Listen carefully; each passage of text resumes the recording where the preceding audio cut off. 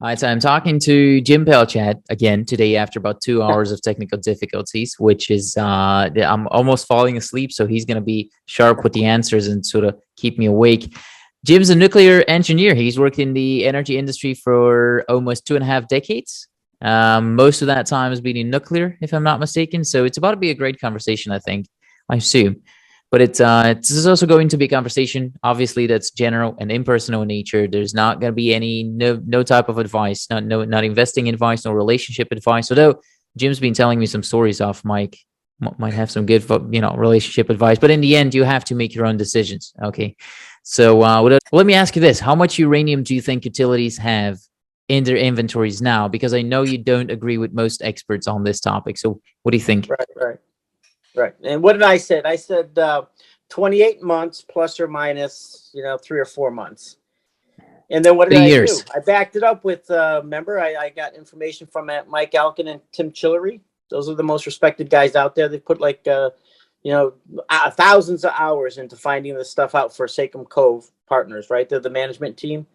And their numbers are like my numbers. And then what did I say? I looked into Amir Adani, CEO of UEC. And he they're using the 3-year number. So 28 to 36 months. That sounds about right.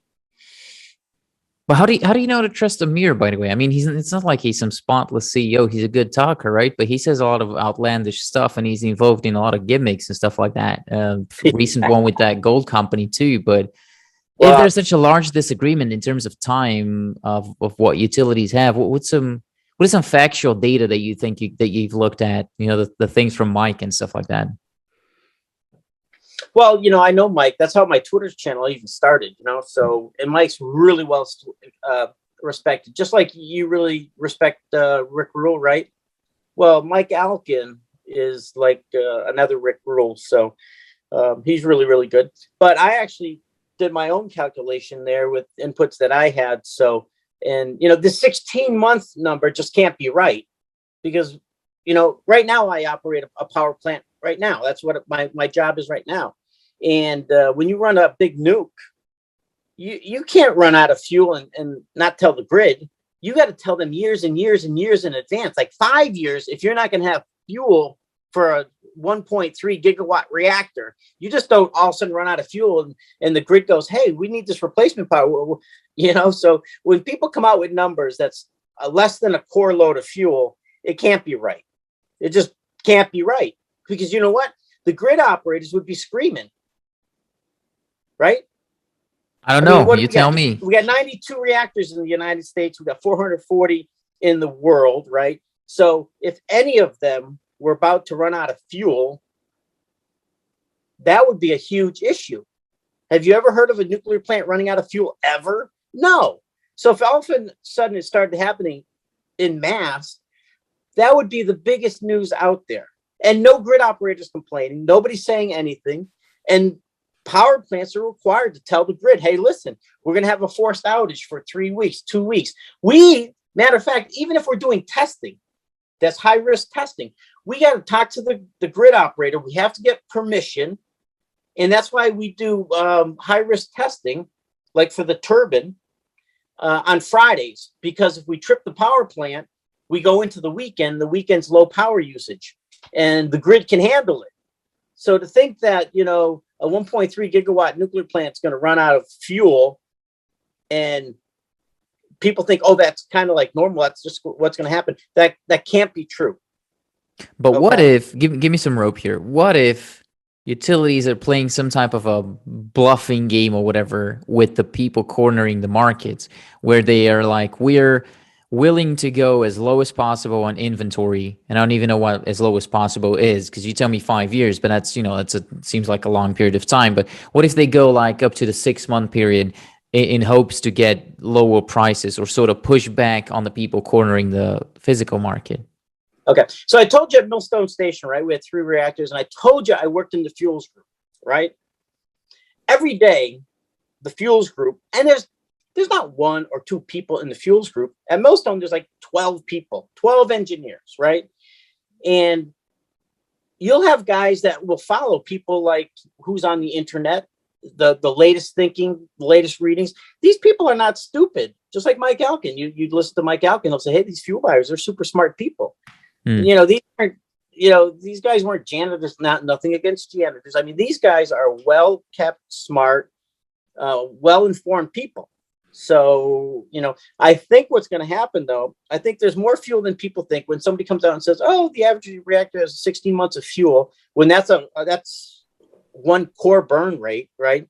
It's just stupid. I mean, it doesn't even make sense. You go to any power plant operator, like you go to a senior reactor operator at a nuke and say, "Hey, do you know of the 92 nuclear power plants in the U.S.? On average, they have less than 16 months of fuel." They start laughing at you. So when people start spreading this stuff and saying, "Oh, this lady wrote this article and stuff," yeah, it would be like if you're going to go in Las Vegas and drive through the desert for 4 hours, right? But you only have two gallons of gas in your car, and there's no gas stations on the way. You want to do it? It's just impossible. Hmm. So 3 years. 3 years is probably a good number, and I'm sure most have more than that. Because even 3 years, I mean, do you know how long it takes to even get fuel? And what were people talking about? Fuel prices, right, went from $18 2.5 years ago to about $120, right? Well, what do utilities do? Do they just order yellow cake? No, they'll try to buy up the uranium gas or the SWU first, right? Because it's UF6. closest to, yeah, because it's closest to fuel. That's cutting off months and months and months of the timetable. Because don't forget, fuel's going to take you 18 months minimum to order, enrich, fabricate, and get it to your station. It's not like a Okay. car where you just pull up and fill the tank. Well, I got a question here, though. Go ahead. You're telling me we got about 36, let's call it 3 years, quick math, Yeah. 36 Yep. months. So you're telling me 16 months is too low. That's not going to happen. You subtract 16 from 36, you get 20 months. Yep. And then you're telling me that it takes about 18 months to get it from out of the ground to fuel. Yep. Does that mean that they're going to start contracting in 2 months? Well, that's why I said within the next 3 to 10 months, you're going to get them contracting, of course. Okay. Yes.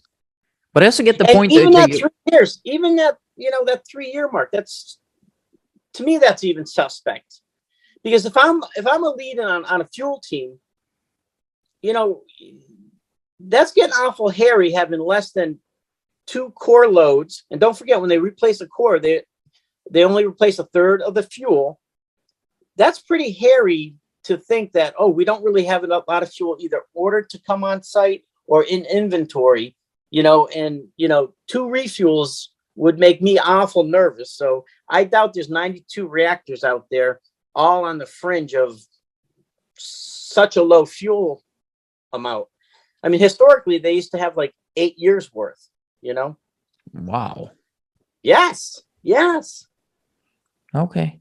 Because don't forget, even like if you start up the mill, White Mesa, they're not going to start that mill up for, £1 million or whatever. They want to get like 2 years worth of that mill being about half at load minimum to even get it to start up. It's not just they're going to crank up for, 400,000 pounds because it costs too much to even start the mill than shut it down. Somebody made an argument saying that, I guess an argument with you, agreeing with you, was that if utilities had only 16 months, they would be panicking and they would be trying to pick up every pound that they can find and thus rising the spot price. And that we haven't seen any panic, but we have started to notice some panic that we have been. I mean, the swoop prices went over $120, the enrichment prices. So is the inventory level that utilities have related to the panic that we've been seeing in the enrichment? And what does that tell you? Right. Yeah. They know enough that, especially now that they saw this thing with Russia startup, right? Because even if all these plants had some fuel on order, right? And I'm sure a plant owner would feel pretty comfortable with Kazatomprom. Okay, we got 3 core loads ordered. to be delivered, 1 year from now, then a second batch 16 months later, then 16 months later. Well, so not that long ago, they had 3 core loads on order, and they would call that inventory. They felt pretty comfortable there because we've never really had a problem where, we had sanctions that took away nuclear fuel. Now, all of a sudden, that's in question.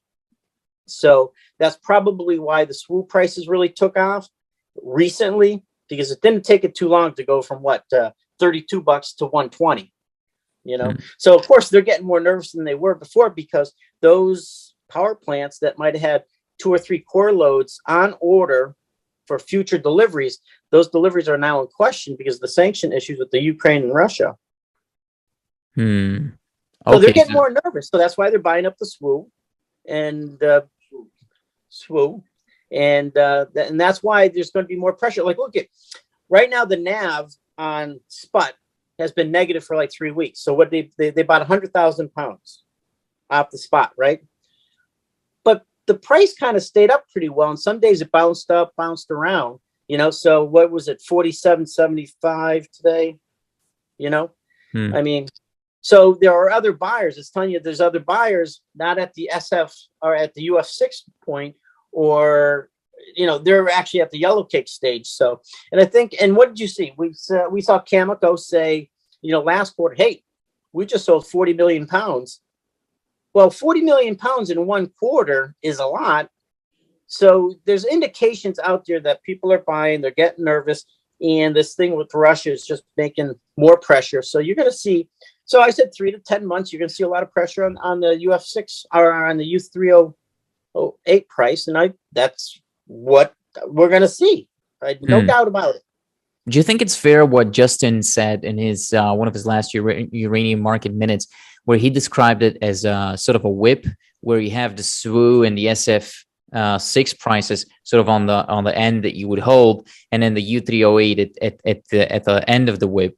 And so when when the SWU and the SF6, when they start moving, the U308 is gonna eventually move, but they just have to move first and create the rest of the movement. Is that a fair description? Well, I didn't hear the whip comment, but that's how it works. The easier stuff that's further along in the processing is going to get bought first. No doubt about it. And that's what we're seeing. That's why SWU is so high. And, now you're also seeing like conversion prices go up. Everything's falling in line. And normally you're going to get the raw ore, which is the yellow cake, the U308. That's going to be one of the last things they order. And when that starts being ordered in mass, you're going to see the price is going to go up well over $100, no doubt about it. And it's coming. There's just no doubt about it. Okay. That's very strong coming from you, understanding how this market works. Definitely better than anybody else I've talked to. So, look what's already happened. Like a year ago, 14 months ago, U308 was hanging around $28, bouncing around $4 or $5, 32, going down 26, 28. And then we got Sprott getting involved, right? They bought up, now they've got 55 million pounds plus, right? And you got a stable U308 price around $50. It's been as high as 62, 63, 64, right? And now you've got the problems with the Ukraine and Russia, and all the indicators are that this is the year. That's just the way it's going to be. So would I be surprised when we go into October or December that, we got $110 uranium? No, I expect it. Okay, so you think that there's a high probability for the price to overshoot? Like, you don't think it's related in any way to the incentive price for production, which would be sitting at around 75 right now? Right, it's independent. Well, look what we've seen, right? Even though Sprott bought for like 14 months now, 12 months right now, right? And they initially, when they initially bought the Dave Cates mass of uranium, it was like 18.3 million pounds, right? Now they got 55. So they've been buying a couple million pounds a month, 3 million pounds a month or whatever. and you've seen the price go from, I don't know, 28 to around 50, as high as 63, right? Well, nuclear power plants, when they order uranium, they're going to order multiple core loads, right? And what do we know? Core load's going to be about 700,000 pounds, right? And you're going to have multiple utilities. And look at, you got places like Exelon, they own 21 reactors. Okay, when they start ordering fuel, they're going to be ordering far more than Sprott did in a couple batches. So we've seen kind of a consistent buy from Sprott bring the price over double, right? And that's a little utility buying. And now all of a sudden you're going to have these utilities come up ordering big amounts. And then also, they got to kind of schedule in all the processing of this uranium to get into fuel. It's not easy to make uranium fuel, so that's going to be a problem too, right? Metropolis is shut down. They're getting ready to start up. You got Russia that can't do your enrichment and all these services. So you're going to get overfeeding. Yeah, all this stuff. There's a lot of processes before you get fabricated fuel delivered to the site. What do you think? Let me ask you that though, because you're talking about it. We're talking about enrichment going up, conversion going up, all that, and it's going to get harder. Some of these companies are not going to be doing as much as they used to. What is the increase in uranium demand going to be, in your opinion, based on the fact that we are likely to see overfeeding? Well, I don't know why people get so worried about overfeeding. Overfeeding is kind of where, they spin the fuel in these centrifuges, right? And just say you're a utility and you're ordering a certain amount. You buy the yellow cake, it goes to the centrifuge, and they're spinning it around. Really, overfeeding is once they get their amount of UF6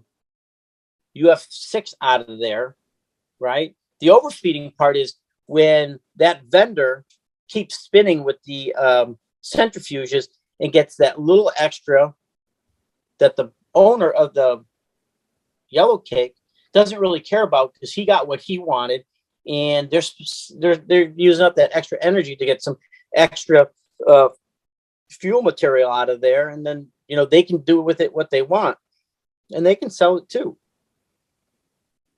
right? Okay, but doesn't that don't forget cause also, additional uranium demand? Don't you have to feed it more uranium? What was that? Feed what? Don't you have to feed more uranium into the process to take it out? Isn't that what overfeeding is, and this causing more demand? No, overfeeding is when you have the yellow cake in the centrifuges or the material in the centrifuges, and you just keep spinning that stuff. So it's almost like you got a lemon, right? You squeeze the lemon, right? Now, the person who said they wanted that margarita, they get enough lemon out. They're happy. They get their drink, they go away. But you take that lemon, you keep squeezing, putting a lot more energy out, right? And you get a little lemon juice compared to what you did when you first squeezed it. But you get more lemon juice if you keep squeezing. That's kind of like what overfeeding is. And that's where they get, so they're not really adding more yellow cake. Okay. They're getting out more material by processing it more. And then then that's what it is. But it's going to get more expensive then, because if you have to put more energy, making the whole process of conversion more expensive. Right. It takes a lot more energy. But I think another aspect people aren't thinking about is, I think you're going to get a glut of buyers for nuclear fuel. So the converters and the people processing the material to, along the steps of making uranium fuel, they're not going to have all this extra time and stuff, because there's only so many people who can modify and make this stuff. And the way I see it, you're going to start getting a lot of utilities get orders in, and for them to take the time to overfeed or overspin the material to get excess out, there could be 13, 14 orders that they got to process. So they're going to have to, they might keep the material there to overfeed later on to get a little more out. But I would think that, especially if this, the 16 months, are saying, oh, the average is 16 months.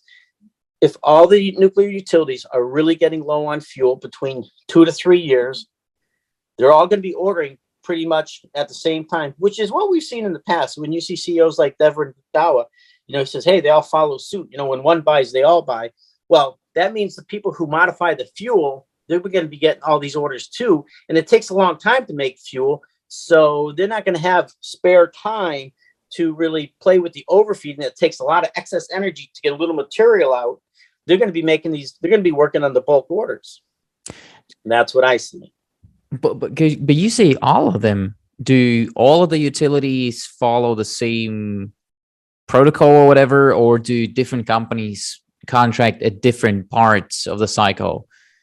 Like, are they going to start ordering uranium at the same time? All of them, all the 90 plus reactors? Well, the last time we had this issue, they did, right? Because they're caught off guard. We had one of the big mines in Canada. It got flooded. And then we had another big mine that had a fire all within a couple of months of each other. And they were building nukes and they all got kind of nervous. So they said, hey, listen, we better get in line because there's not a lot of, we could have a shortage of fuel and nobody wants to get caught without having fuel for their reactor. Like, look at the Vogtle units. These things are going on $32 billion. Can you imagine building that plant and having no fuel to run it? I mean, it's like having a house with a mortgage, right? The mortgage, you still got to spend money on the mortgage, but people can't live in the house. That's a big problem. And it's $1 million potential loss a day, right? That's what John Geary told me, give or take. That used to be the rule of thumb. He told me that. Right. At Millstone, the average reactor takes in about $1 million in revenue a day. And if you look at the Q statements, the earnings statements on these utilities, you'll find that's about right. Give and take a little because some reactors are small. The average reactor is 900 megawatts, right? But like Millstone 3 is 1.3 gigawatts, so it's a lot bigger. But on average, if they take in $1 million a day, the problem is when you shut down a reactor, even if there's nothing wrong with it, you got to bring on contractors. These things just don't, it's not like a light switch. You shut it off and say, okay, we'll start it up next Tuesday.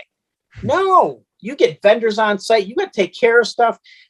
These things are money hogs when they're not running. So all of a sudden you go from making, bringing in $1 million in revenue. When they're shut down, they're going to cost you $1 million or more a day to invest in, because that's when you do the maintenance, because a lot of the maintenance you can't do when the thing's running. We do a lot more maintenance online than we used to do. We do a lot of high risk stuff more so than we used to do. That's why the outages used to be 4 or 5 months. And now they're like, they shoot for like 19 to 22 days. That would be a pretty good outage. But even when we schedule a 22-day outage, they end up being like 36 days and stuff. But they used to be a lot longer, and it wasn't that long ago. But now we do a lot of high-risk stuff while we're the plant's running and online to the grid. Okay. Well, yeah, I'm starting to get a better picture. What about Japan? I talked to Rick Roll about it. Where does Japan come on all that? So Japan, they're going to have 11 reactors online, right? When Fukushima hit in 2011, they had about 55 reactors because they don't have any reserves of like oil and coal, uranium and stuff, right? And it's a small country and they need power. So they're kind of like France. They had a lot of reactors for a small country, right? Then Fukushima hit, scared the hell out of them. They shut them all down. Then they started importing all these fuels, right? To make power. You got to have power. Industry needs power. People need power, right? And now it's 11 years later, right? And they only have 10 reactors running.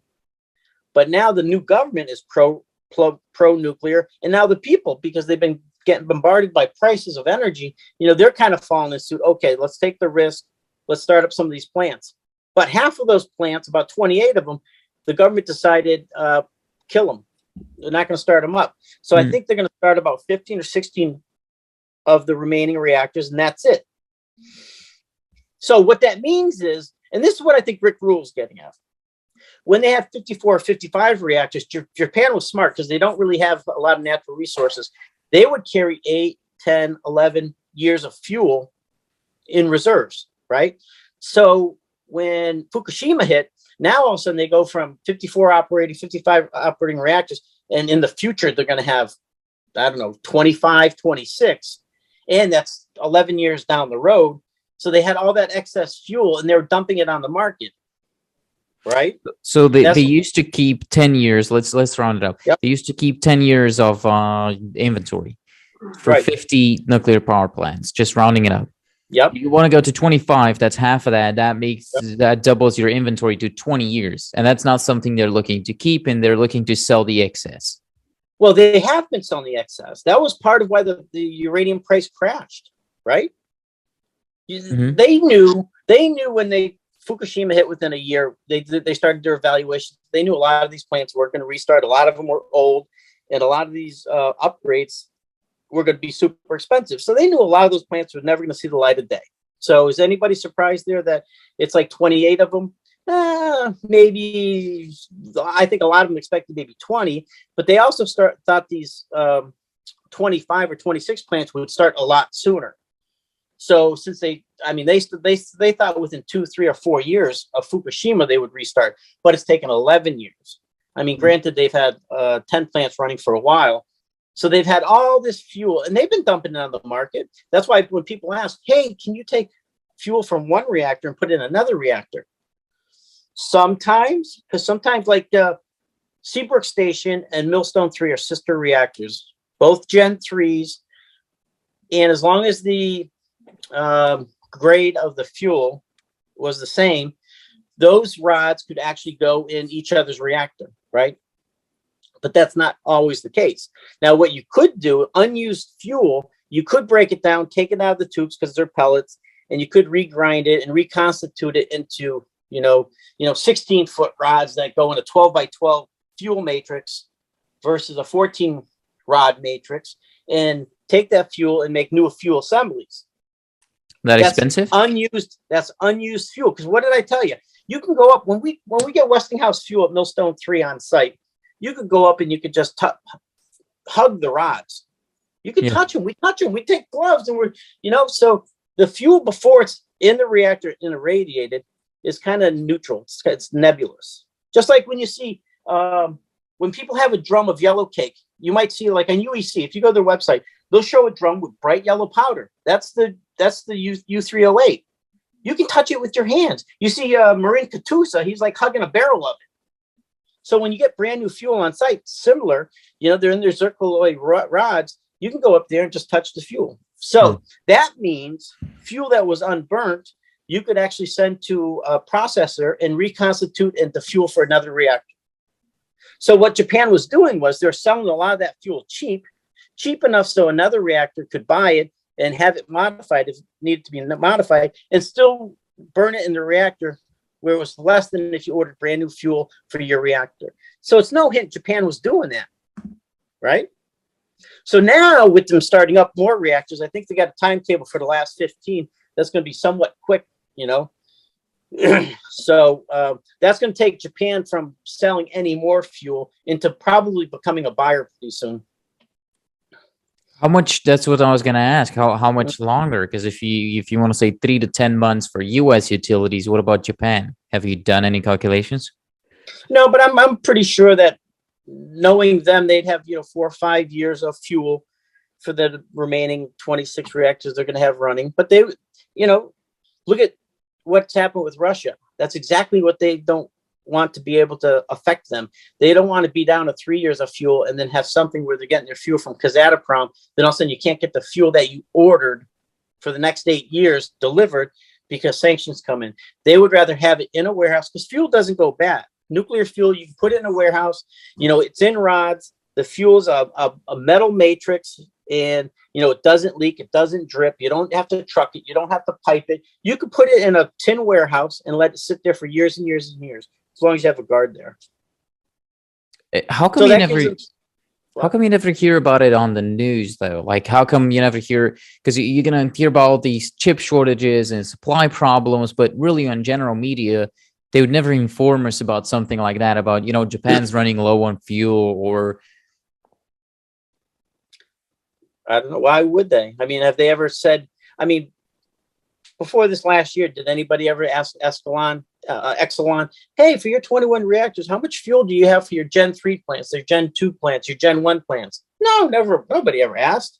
Nobody was ever concerned. If nobody was concerned, they're not going to ask. Nobody's going to know about it. I mean, I might think about it because I'm at a lot of plants, and I get involved in that stuff. But, now we know we're going to go on a run for U3O8 So people are starting to ask the questions. Like if you listen to Elkin, right? So in 2017, April 2017, he put out that one video that changed the nuclear landscape for investing. He did his homework and he found out this whole situation, how it was a contrarian play, how he knew and he figured out that what's happening now was coming down the road. And people heard that, and then people started getting excited, and now it's getting closer and closer to fruition. But before that, why would anybody talk about how much nuclear fuel? Do you ever hear anybody talking about a coal plant? Oh, how many tons of coal dust do you have in your yard? No, nobody ever talks about it. Yeah, but that process is a lot more straightforward, I guess. Now, we were talking about enrichment, conversion. I didn't even know the difference between those two things a couple of weeks ago. So, right. But if you're the average person out there, you don't know about it. You don't know enough to ask about it. You know, the plant runs quiet. It makes a lot of power for a small building. And, you know, you turn on your toaster and it works. So nobody asks any questions when everything's working good. Now we're getting to the point where, oh, the toasters might not work. And now that you know what else is happening, like in New England? We shut down so many nukes between Vermont Yankee Row, Maine Yankee, Millstone 1, CY, Connecticut Yankee, right? There's 5 nukes. Oh, and Pilgrim. There's 6 nukes we shut down in like the last 10 years, right? So now the excess power that New England had, and we used to buy the excess when we didn't have enough power. We get it from NYPA, New York Power Authority, or Canada, right? Well, now that we don't have those 6 reactors to rely on, now you're going to see we're going to get into a situation where the whole country is expecting brownouts and blackouts this summer because so many plants have shut down that in high demand times, you're not going to have the power to make up for it. Like with Millstone 3, if Millstone 3 went out, we had a scheduled outage. The grid could always go to these other power plants that weren't running, like these gas plants. That's why they call them peakers. A lot of times they sat there and they did nothing. They just sat there. But what happened was when natural gas, right, went down to $1.44, $2 per 1,000 cubic feet, those peaker plants, which were really, really expensive when natural gas was $10, $12 per 1,000 cubic feet, well, now they could run more efficiently and more economically than the nukes. So they started running all the gas plants that we had for peaker plants. Now that made the nuclear plants uneconomical. So then they said what they say in deregulated markets. They said, oh, well, you know, like Pilgrim was losing 40 million a year.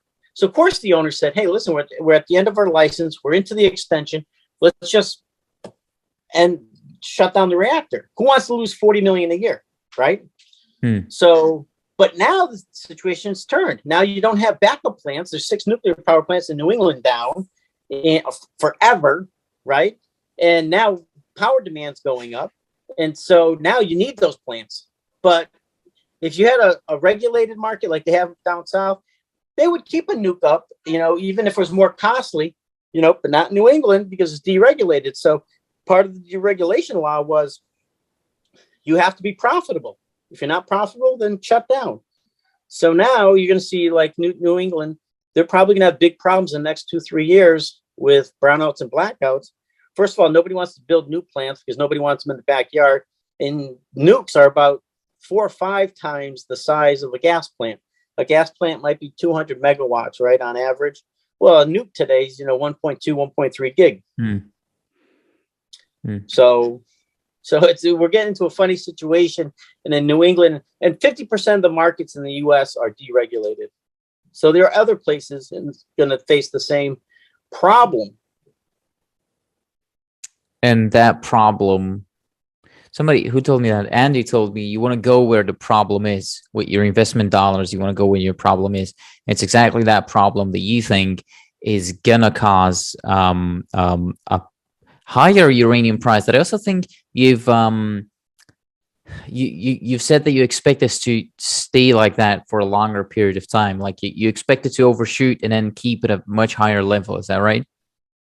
Right. This time it's in 2008 or 2007, when uranium prices went up, it was a spike. Why was it a spike? Well, remember I told you had one big mine get flooded Okay, it took 2 years. They cleaned it out. They kind of restarted it, whatever. Then another mine had a fire. Okay, you cleaned up the fire, a year or two later, it started up. Well, now we're in a situation where you have all these utilities with no excess fuel, burning it low.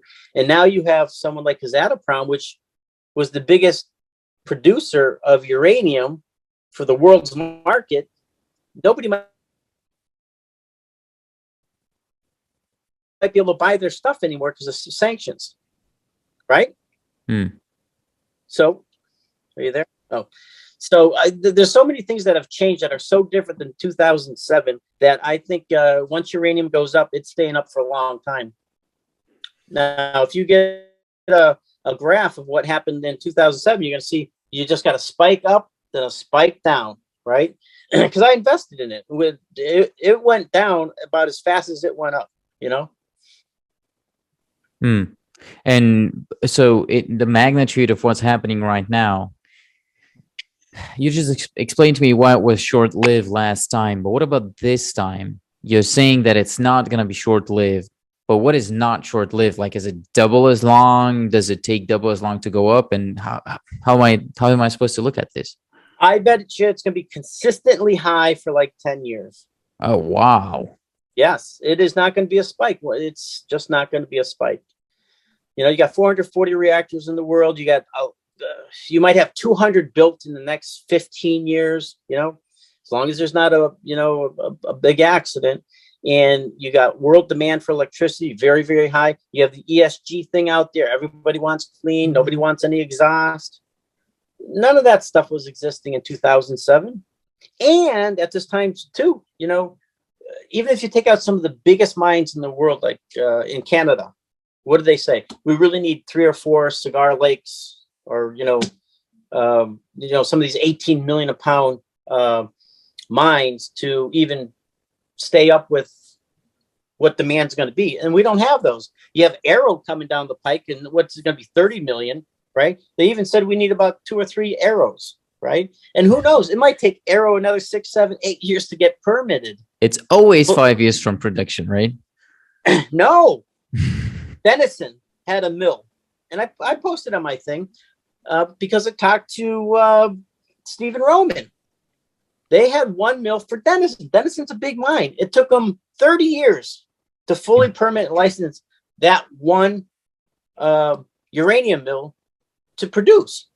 30 years. I don't know what they're talking about. So that's why they would do that. Now, when he went to Africa, right, what did it take him? It took him 3 months to get his DASA project completely permitted, right? And that's why he said when he was looking to start a new company, he wasn't looking in the Athabasca region, right? Now, here's a guy whose father started Denison, and he grew up in Denison. He grew up in the mines of the most prolific mines in the world. And he said, you know what? If I'm going to start a company, I'm not going there. And the whole reason is the permitting thing. Yeah, he told me that too. I interviewed him on the channel. Right, his family lives there. Why would you want to go to Africa on the opposite side of the world, right, to start a business if you could do it in your backyard and, take a helicopter home on the weekends and spend time with your kids? But how